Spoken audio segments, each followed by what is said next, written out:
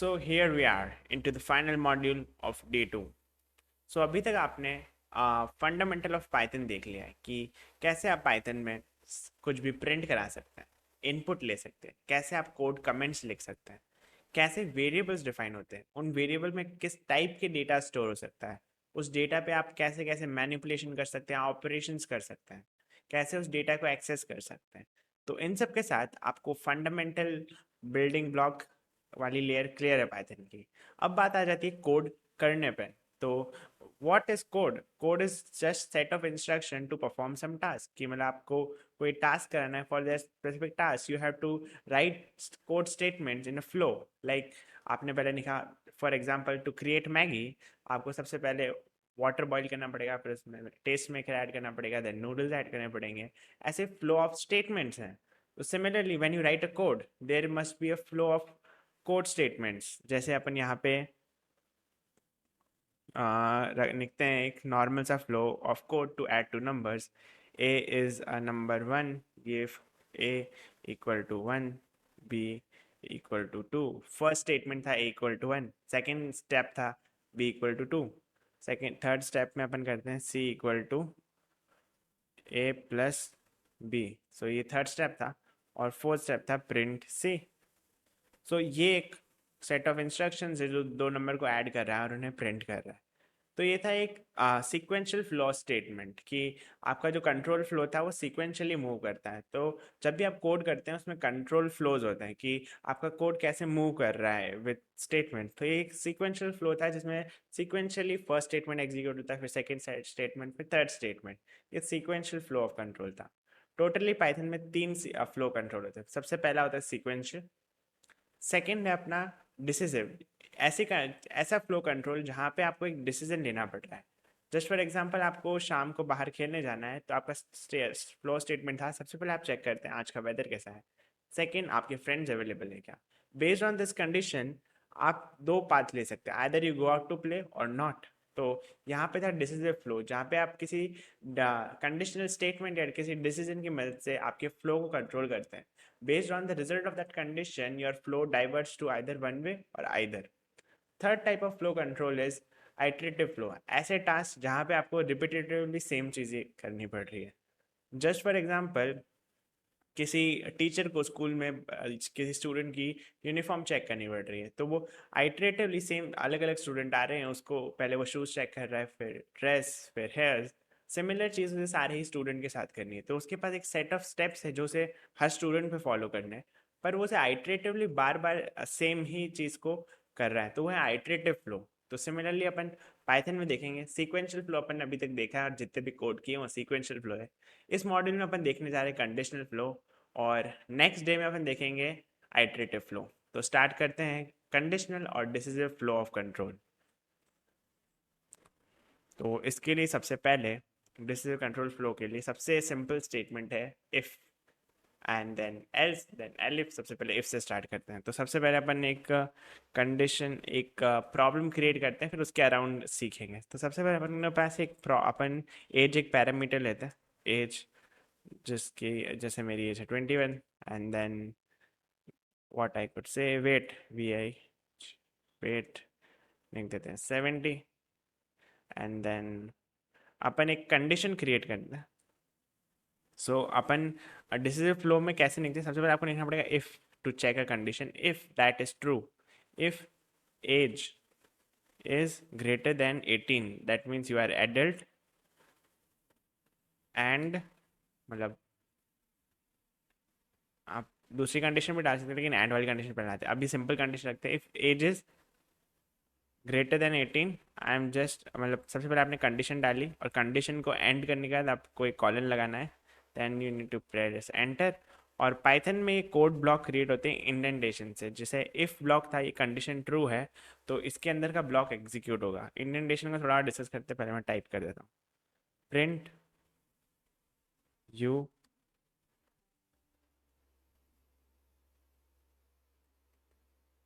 You are adult, you are adult. Cool. तो अब इसे एक बार रन करके देखते हैं। तो एज 18 से ज़्यादा थी तो यहाँ पे प्रिंट हो गया एज एडिट। तो अब मैं इंडेंटेशन की बात कर रहा था। इंडेंटेशन का बेसिक मीनिंग ये होता है, आपने कोड ब्लॉक क्रिएट किया है कि इफ़ ये कंडीशन ट्रू होती है तो इसके अंदर का कोड ब्लॉक एग्जीक्यूट होगा।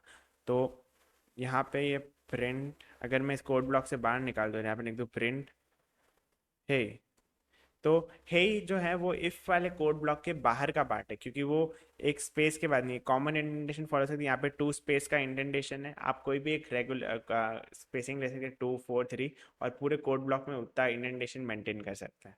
तो लेकिन वो पूरे कोड में सेम होना चाहिए। जैसे यहाँ पे 2 है तो आगे जितना भी इंडेंट करते हैं वो भी 2 पे ही होना चाहिए। जैसे यहाँ पे मैं एक और लाइन ऐड कर देता हूँ, प्रिंट जो भी मेरी एज है उसे प्रिंट कर देते हैं एज। तो यहाँ पे 2, अगर मैं इस इंडेंटेशन को कम ज़्यादा कर दूँ, जैसे 2 कर दिया, तो ये यहाँ पे एरर रेज कर देगा। तो इंडेंटेशन कॉमन होना चाहिए पूरे ही कोड ब्लॉक में। तो इसे रन करते हैं अब। तो आप देखें इसने प्रिंट कर दिया यू आर एडल्ट 21 है ही। अगर मैं एज को 18 से कम कर दूँ, यानी कर दूँ 12, तो यहाँ पे खाली हाई प्रिंट हो रहा है, क्योंकि हाई उस कंडीशनल स्टेटमेंट का पार्ट ही नहीं था, वो आउट ऑफ कोड ब्लॉक है, वो सिक्वेंशियली एग्जीक्यूट हो गया इरिस्पेक्टिव की कंडीशन ट्रू होती है फॉल्स। तो ये था फॉर्मेट किसी भी इफ कंडीशन का। इफ के साथ एक और चीज़ होती है एल्स, कि अगर कंडीशन फॉल्स है तो उस वक्त अगर आपको हैंडल करना है तो कैसे करेंगे। If age is greater than 18, अगर ऐसा नहीं होता है आपकी कंडीशन फॉल्स है, तो else part will get execute. Print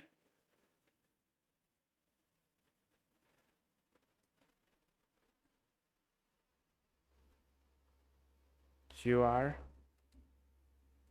minor, और यहाँ पे एज भी प्रिंट कर देते हैं।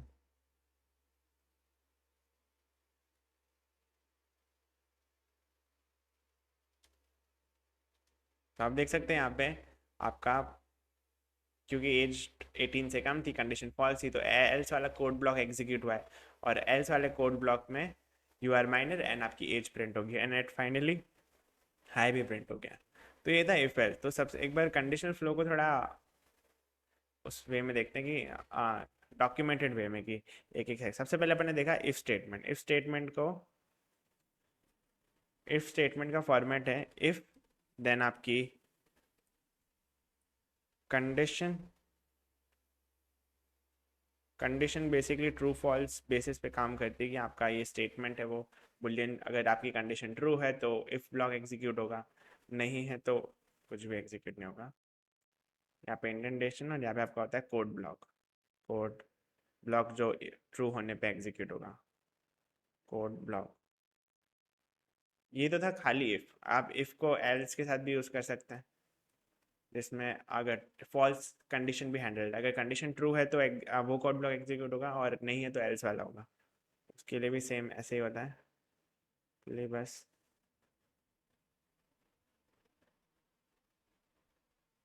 जस्ट नीड टू डू यहाँ पे एल्स, एल्स और अपोस्ट्रॉफी, ये जितने भी कंडीशन और इफ और एल्स, इनका ये कॉलन लगता है, कॉलन के बाद कोड ब्लॉक। होपफुली आपको इफ एल्स कंडीशनल फ्लो समझ में आ गया। इसके बेसिस पे आप आपके कोड के फ्लो को डिवाइड कर सकते हैं based on the result of the condition, और आप किसी भी स्टेटमेंट के बेस पे डिसीजन ले सकते हैं, और देन एग्जीक्यूट कर सकते हैं code based on that decision. If that's true तो ट्रू वाले पार्ट का कोड एग्जीक्यूट होगा, फॉल्स है तो एल्स वाले पार्ट का कोड एग्जीक्यूट होगा। अब देखते हैं, अगर आपको मल्टीपल कंडीशन चेक करनी है, ये तो सिंगल कंडीशन के रिजल्ट पे बेस्ड हो गया कि एक कंडीशन ट्रू है या फॉल्स है उसके बेस पे। अगर यहाँ पे अपने पास एज और वेट था, अब आपको दोनों ही कंडीशंस देखनी है और मल्टीपल कंडीशंस पे चेकिंग करनी है, तो उसके लिए एक स्टेटमेंट और यूज होता है एलिफ। तो उसको भी देखते हैं। अपन पहली कंडीशन रखते हैं if age is greater than 18, और यहाँ पे आप कंडीशंस खाली सिंपलर कंडीशन इन्हें मर्ज भी कर सकते हैं, जैसे अपन ने लॉजिकल स्टेटमेंट में पढ़ा था, अपन दो कंडीशन को मर्ज करके एक बड़ी कंडीशन भी क्रिएट कर सकते हैं। If age is greater than 18 and, और क्या वेरिएबल था अपना, weight, and weight is greater then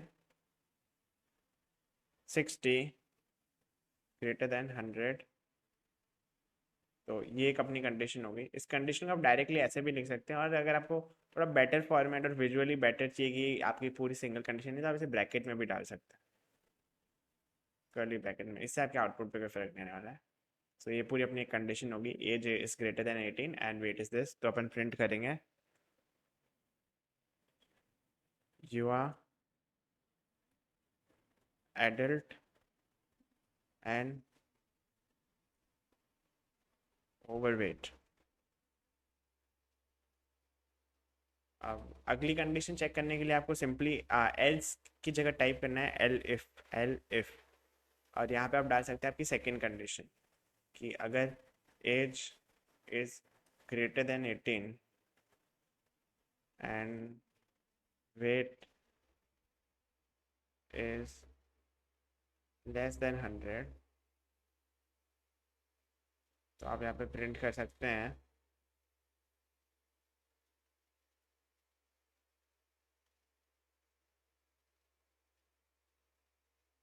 you are adult but not overweight.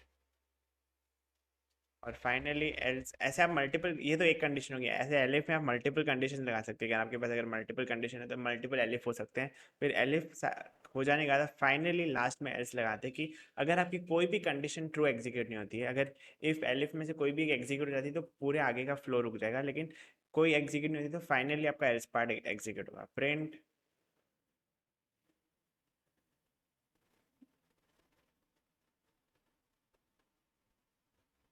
You are neither adult nor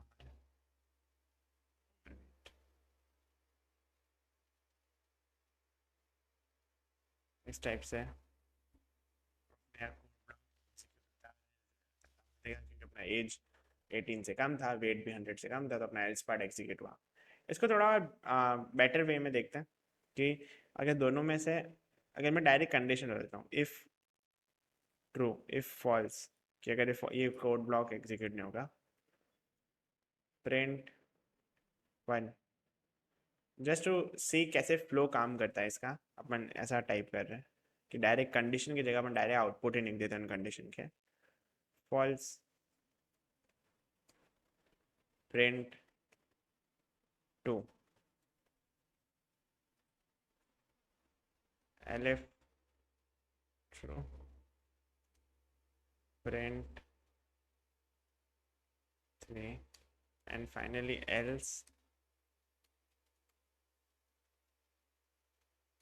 else में कोई कंडीशन नहीं होती क्योंकि फाइनली अगर कुछ भी ट्रू नहीं होता है तो ये एग्जीक्यूट होता है।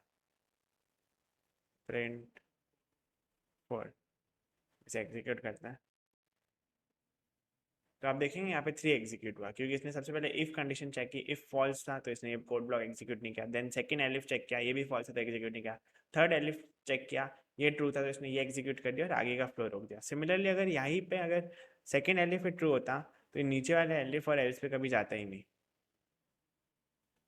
आप देख सकते हैं ये प्रिंट 2 पे ही रुक गया और कंट्रोल हो गया। तो होपफुली आपको इफ एल्स और एलिफ का पूरा कंट्रोल फ्लो समझ में आ गया होगा।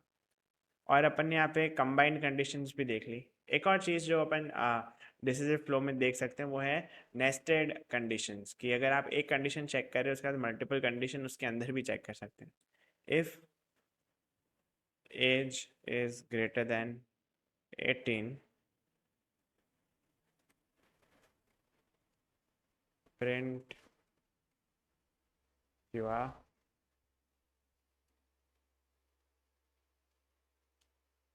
Print adult else print minor. तो ये तो होगी अपनी सिंपल इल्स इफ और एल्स वाली कंडीशन। इसमें नेस्टेड क्या कर सकते हैं अपन कि इफ कंडीशन अगर अगर वो एडल्ट है तो अपन उसका वेट भी चेक करें कि इस कोड ब्लॉक के अंदर आप एक और इफ स्टेटमेंट डाल सकते हैं। If wait is greater than 100, तो और अब ये क्योंकि एक अलग इफ स्टेटमेंट है तो इसका भी इंटेंडेड लेवल होगा जो प्रीवियस इंडेंट लेवल से सेम स्पेसिंग पे होगा। पहले वाला इंडेंट लेवल 2 की स्पेसिंग पे चल रहा था जिसके अंदर पूरा कोड ब्लॉक था। अब आपने इस कोड ब्लॉक के अंदर एक और कंडीशन ऐड की है तो इसके अंदर भी 2 की स्पेसिंग होगी, पर प्रीवियस इंडेंटेशन से कंटिन्यू रह के आगे, जैसे यहाँ पे था पिछले वाला कर्सर तो इससे 2 स्पेस आगे 1 2 यहाँ पे टाइप होगा। प्रिंट यू आर, या फिर पूरा ना लिखने की जगह over weight else print fit. अब इसे जब अपन एग्जीक्यूट करते हैं तो आप देखेंगे कि अपनी एज 12 से कम थी तो इन्हें सिंपली माइनर कर दिया, फिर अपनी एज अपडेट कर देते हैं। एज इज इक्वल टू 21 और वेट शायद अपन ने 70 डाला। तो अच्छा वेट 10 से ज़्यादा तो अच्छा 100 करना था बेसिकली अपन को। तो यहाँ पे अपनी एज 21 है तो अपन एडल्ट है, और 100 से कम वेट है तो अपन फिट आ रहे हैं। तो बेसिकली ये था पूरा डिसिसिव फ्लो ऑफ कंट्रोल। एक बार इस मॉड्यूल को रैप अप कर लेते हैं। इस मॉड्यूल में अपन ने बेसिकली देखा कि कैसे पाइथन में मल्टीपल फ्लो ऑफ कंट्रोल होते हैं जब भी आप किसी कोड को एग्जीक्यूट करते हैं। तो सीक्वेंशियल फ्लो ऑफ कंट्रोल होता है, डिसिसिव कंट्रोल फ्लो होता है, और आइटरेटिव फ्लो होता है। इस मॉडल में स्पेसिफिकली अपन ने फोकस किया डिसिसिव फ्लो कंट्रोल पे, जिसमें अपन ने सबसे पहले देखा आप सिंगल कंडीशन इफ स्टेटमेंट से चेक कर सकते हैं, उसके बाद उसका फॉल्स कंडीशन एल्स पार्ट से हैंडल कर सकते हैं, और multiple condition if elif elif और एल्स करके पूरा स्ट्रक्चर बना सकते हैं। और फिर फाइनली अपन देखा आप कैसे कंडीशंस मर्ज कर सकते हैं विद लॉजिकल स्टेटमेंट्स, और मल्टीपल कंडीशन एक साथ चेक कर सकते हैं। एंड देन अपन ने देखा कि कैसे आप एक कंडीशनल ब्लॉक के अंदर एक और कंडीशन डाल के नेस्टेड कंडीशनल ब्लॉक्स बना सकते हैं। तो ये था इस मॉडल के बारे में। मिलते हैं नेक्स्ट डे पे, जहाँ पे अपन देखेंगे आइटरेटिव फ्लो के बारे में। Thank you.